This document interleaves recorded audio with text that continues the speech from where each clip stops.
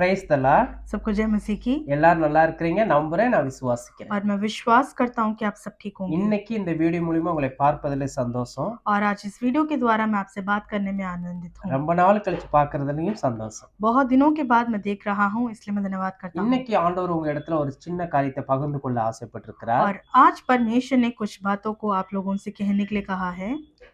ஆண்டவர் என்ன சொல்றாருன்னா காரியத்தை வாய்க்க பண்ண போகிறார். और परमेश्वर हर विषय को पूरा करेगा। அநேகரோட காரியம் தடைப்பட்டு கொண்டிருக்குது. कई लोगों का जो कार्य है वो कहीं ना कहीं रुका हुआ है। எதிர்பார்த்து கொண்டிருக்கிறோம் காரியம் என்னவா இருக்குது, தடையா போய் கொண்டிருக்குது. और जिस विषय के लिए आप उम्मीद करते हो वो अभी तक जो है रुकावट में है। சோர்ந்து போயிருக்கிறீங்க, आप उदास में हो, அப்படித்தானே?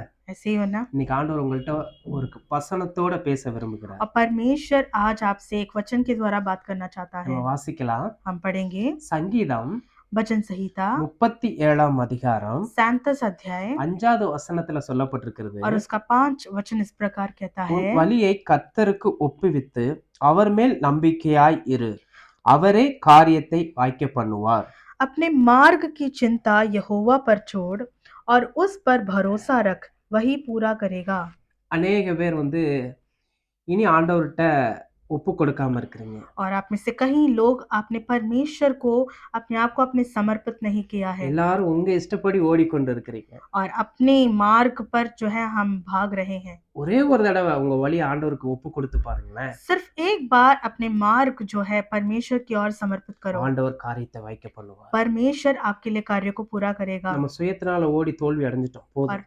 और हम कई बार स्वयं में भागकर हम जो है हार गए हैं, இதனால காரியம் வாய்க்காம போயிருச்சு. जिसके कारण कोई भी कार्य पूरा नहीं हुआ। போதும்.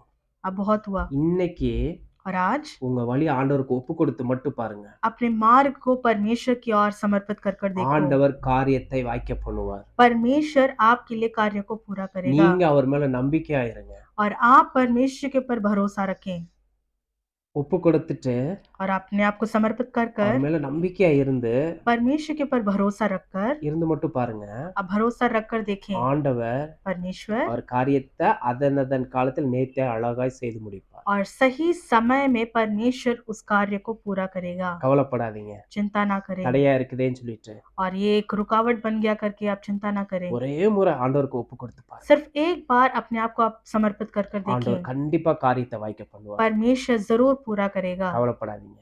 चिंता ना करें। Thank you. God bless you. धन्यवाद। परमेश्वर आप सबको आशीष करें।